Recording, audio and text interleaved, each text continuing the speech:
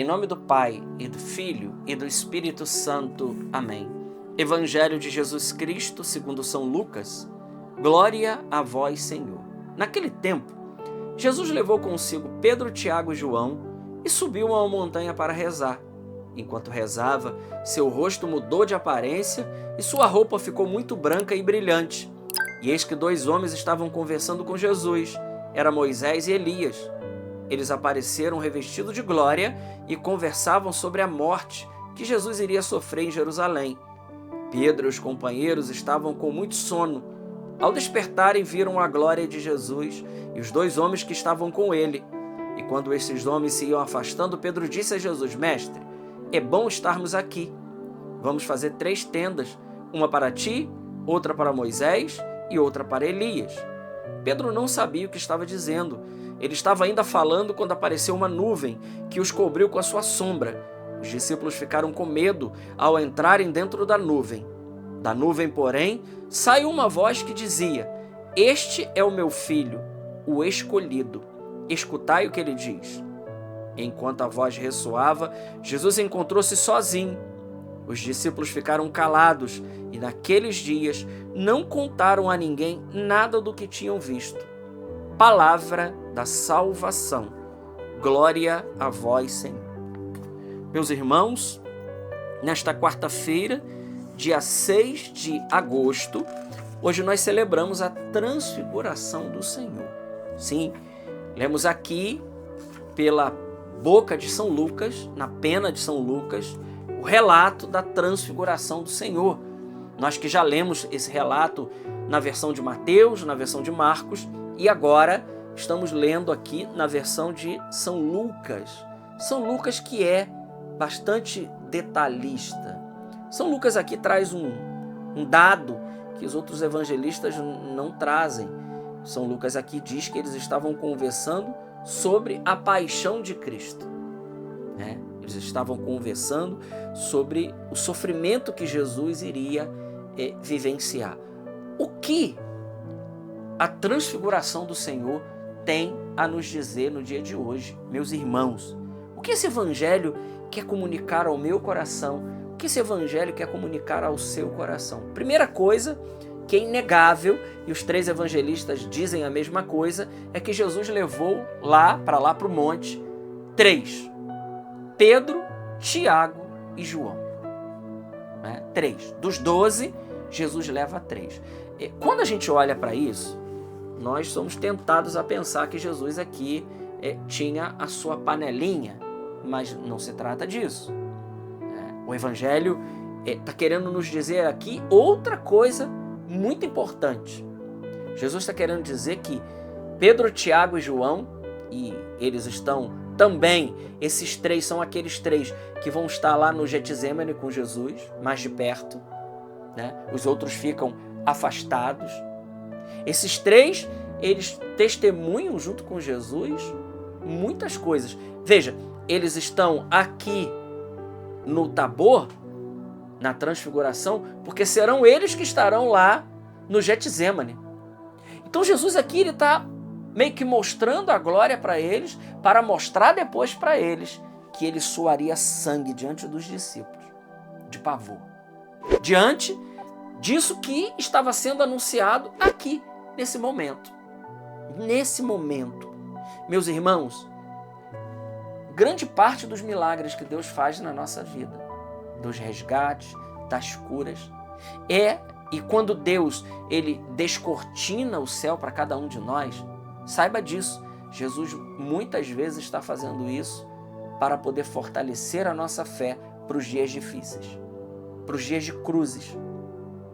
E nos dias de cruzes, nós nunca podemos perder de vista aquele Deus da glória. Não podemos perder de vista. Porque a vida do cristão é cruz e glória. Glória e cruz. Não dá para a gente se livrar disso.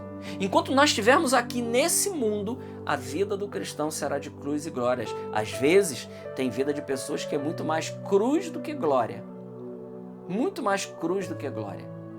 Então Jesus, ele descortina a sua glória aqui diante dos seus... Quem são esses 3? E não só, isso é um dado, né? que são os mesmos que estarão lá no Getsemane, mas também esses 3 são aqueles da intimidade. Meu irmão, minha irmã, quando nós somos íntimos do Senhor, o Salmo vai dizer que Deus ele não faz nada sem revelar os seus planos antes aos seus amigos, aos seus íntimos, aqueles que são da intimidade. Deus ele gosta de comunicar aquilo que ele vai realizar. Então é por causa da intimidade que nós experimentamos as coisas mais sublimes em Deus. Então os 3 estão lá.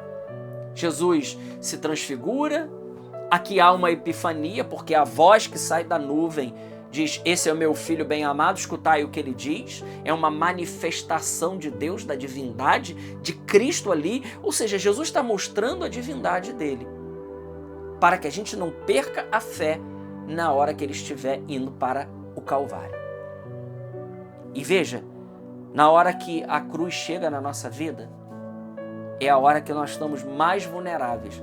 E nessa hora, em vez de nós, muitas das vezes, abraçarmos a cruz, nós nos desesperamos e esquecemos que esse Deus da cruz, esse Deus que está subindo na cruz agora, e muitas vezes nos permite também nós subirmos na cruz, é o mesmo Deus que se transfigurou no Tabor. É o mesmo Deus que descortinou e mostrou lá a sua divindade diante dos discípulos. O texto é muito claro, eles ficaram apavorados, eles ficaram com medo.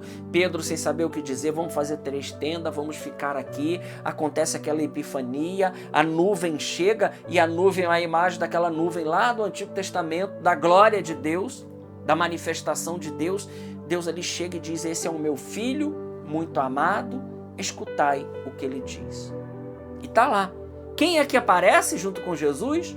Moisés e Elias, nos dando um grande ensinamento. Por que Moisés e Elias? Ali está o representante da lei e o representante dos profetas. Jesus está dizendo para mim e para você nessa hora: toda a lei e toda a profecia agora serão plenificadas em mim. Veja, Jesus aqui não está abolindo o que era velho, mas ele está agora transformando. O velho está cedendo lugar ao novo. Jesus pega o velho e Jesus transforma o velho. Então ele está dizendo agora que toda a lei e toda a profecia se resume nele. Ele é a lei, ele é a profecia. Por isso aparece lá Moisés e Elias, o representante da lei e o representante dos profetas. E claro, e aí nós vamos entender aquilo que Jesus dirá mais para frente, que ninguém põe remendo de pano novo em roupa velha e ninguém põe vinho novo em odres velhos. Ou seja, Jesus quer trazer a novidade do Evangelho. Ele quer trazer a novidade da salvação realizada. Ele recapitulou tudo aquilo que era do antigo e ele ressignificou. Ele deu um novo sentido, sem destruir o que era velho. Jesus então agora reforma todas as coisas e toda lei e profecia agora se dá nele. Agora o sacrifício não é mais de animais, ele é o próprio sacrificado. Agora a vítima, a oblação, libação, o holocausto é ele mesmo. Ele é o cordeiro sem mancha. Aquela imagem do cordeiro pascal, daquele sangue que passava na porta dos hebreus contra o exterminador, agora é o sangue de Jesus, que marca não mais somente a porta da nossa casa, mas marca a porta do nosso coração, marca o nosso coração para uma vida nova, uma vida em Cristo, a vida da nova aliança. Então tudo isso, meus queridos, a transfiguração de Jesus quer nos dizer hoje. Jesus hoje, então, através da sua transfiguração, ele está nos chamando para a intimidade, ele está nos chamando para a novidade do Evangelho, ele está dizendo: eu sou a lei, eu sou toda a profecia agora, e agora em mim todas as coisas serão novas. E a gente consegue entender perfeitamente o livro do Apocalipse, lá no finalzinho, que diz lá: eis que faço nova todas as coisas.